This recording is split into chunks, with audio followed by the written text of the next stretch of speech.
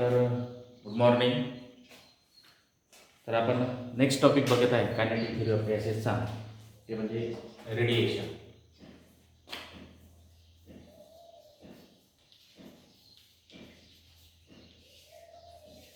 Radiation काय आहे? It is the mode of transfer of heat from one place to the another place. आता heat ही तीन प्रकारे एका ठिकाणाहून दुसऱ्या ठिकाणी ट्रान्सफर होत असते. पहिली पद्धत आहे मोड ऑफ ट्रान्सफर ऑफ हीटची, ज्याला आपण कंडक्शन असं आपण म्हणतो. First mode, that is known as conduction. Second, that is known as here the convection. आणि तिसरा जो टाइप आहे त्याला आपण रेडिएशन असं म्हणतो. So these are the three modes of transfer of heat radiation. Okay, conduction, convection आणि radiation. आता कंडक्शन मध्ये नेमकं काय होतं? In case of conduction, the heat is transferred from one place to the another place by material medium only. जे माध्यम असतं त्या माध्यमाच्या थ्रू हीट ही एका ठिकाणाहून दुसऱ्या ठिकाणी काय असतं, ट्रान्सफर होत असतं. जसं आपण लोखंड घेतलं, लोखंड जर समजा एखाद्या विस्तवावर जर ठेवलं तर त्या लोखंडाची हीट ही एका ठिकाणाहून दुसऱ्या ठिकाणी ऑटोमॅटिक काय होते, ट्रान्सफर होते. तर त्याला आपण या ठिकाणी काय म्हणतो, कंडक्शन असं आपण म्हणतो. बरोबर की नाही? आता दुसरा जो प्रकार आहे त्याला आपण कन्व्हेक्शन असं म्हणतो. आता याच्यामध्ये काय होतं की हीट ही एका ठिकाणाहून दुसऱ्या ठिकाणी ही ट्रान्सफर होतं, मटेरियलच्या माध्यमातून होत नाही. The particle is actually carrying the heat from one place to the another place. जसं आपण आता एखाद्या भांड्यामध्ये जर समजा पाणी घेतलं आणि ते पाणी जर समजा एखाद्या गॅसवर जर ठेवलं, गॅसच्या याच्यावर, तर हळूहळू पाणी काय होतं, तापायला लागतं. सुरुवात अगोदर खालचं जे पाणी असतं ते खालचं पाणी तापतं आणि त्याच्यानंतर मग हळूहळू काय होतं, वरचं पाणी हे तापायला लागतं. बरोबर की नाही? आणि तिसरा जो प्रकार आहे त्याला आपण या ठिकाणी काय म्हणतो, रेडिएशन असा आपण म्हणतो. So in this case here the heat is transferred from one place to the another place in the form of here the electromagnetic waves. एका वेव्हच्या माध्यमातून हीट ही ट्रान्सफर होते, त्याला आपण या ठिकाणी काय म्हणतो, रेडिएशन असं आपण म्हणतो. बरोबर की नाही? तर याच्या संदर्भात आपल्याला या ठिकाणी इथं बघायचं आहे, शो दॅट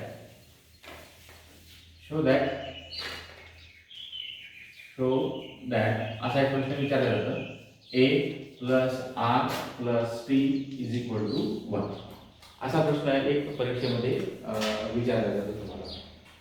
आता ए म्हणजे काय असतं, coefficient of absorption of heat radiation. R म्हणजे काय असतं, कोएफिशियंट ऑफ रिफ्लेक्शन. आणि टी म्हणजे काय असतं या ठिकाणी, coefficient of transmission.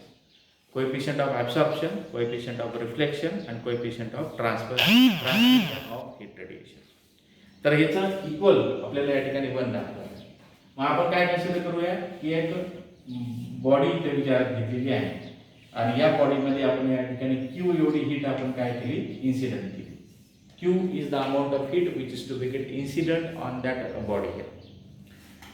There are the different kinds of possibility. Some amount of heat may be transferred, that is to be get reflected.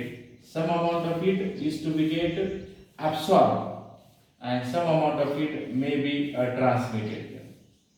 So QR is the amount of heat is to be get reflected. QA is the amount of heat which is to be get absorbed. And QT is the amount of heat which is to be get transmitted. So what we can write here, the total amount of heat is equal to, that is QA plus QR plus here that is QT. Okay, so if you divide these all these by Q, by dividing Q both side, दोन्ही साइडला जर आपण या ठिकाणी Q न divide केलं तर काय होतं या ठिकाणी, Q divided by Q is equal to QA upon Q plus QR upon Q plus here that is QT upon QT. इथे या ठिकाणी 1 होतं, म्हणजेच आपल्याला इथे काय लिहिता येतं या ठिकाणी, QA upon Q plus QR upon Q plus here that is QT upon QT. So what is this? This is nothing but here the A. This is nothing but here the R, and this is nothing but here the T. What is A, R and T? that is nothing but here the coefficient of absorption, coefficient of reflection, coefficient of transmission. तर या ठिकाणी आपल्याला इथं विचारलं जातं या ठिकाणी की शोधा a plus R plus T is equal to 1 असा 2 मार्काचा प्रश्न परीक्षेमध्ये हे विचारल्या जातं. तर त्यावेळेस तुम्हाला ते प्रश्न तुम्हाला त्या ठिकाणी सांगता आला पाहिजे. तर इथं लक्षात ठेवायचं या ठिकाणी की प्रश्न हा कशा प्रकारे विचारला जातो आणि तुम्हाला ते त्या ठिकाणी सांगता आला पाहिजे. बरोबर. तर ए म्हणजे काय असतं या ठिकाणी coefficient of absorption, coefficient of absorption, coefficient of absorption. R म्हणजे काय असतं या ठिकाणी coefficient of reflection, coefficient of reflection. आणि टी म्हणजे काय घेतो आपण या ठिकाणी coefficient of transmission. Okay, coefficient of transmission. So in this way you can prove this one here, that is a plus r plus t is equal to 1. तर मुलांनो इथं प्रश्न विचारला जातो या ठिकाणी की show that a plus r plus t is equal to 1 हे दाखवा. Let us consider a body in which a q amount of heat is to be incident on it. Some amount of heat is reflected, that is known as the QR. Some amount of heat is absorbed, that is known as QA, and some amount of heat is to be transmitted, say it is to be considered as here the QT. So you can write QA plus QR plus QT, that is equal to Q. दोन्ही साइडला Q ने divide केलं तर QA upon Q, QR upon Q आणि QT upon Q. तर आपल्याला या ठिकाणी a plus r plus t is equal to 1 हे आपल्याला या ठिकाणी इथं प्रूव्ह करून दाखवता येतं. बरोबर. तर हे समजणं हे तुम्हाला गरजेचं आहे. नंतरचा टॉपिक आहे जो आपल्याला या ठिकाणी विचारात घ्यायचा आहे.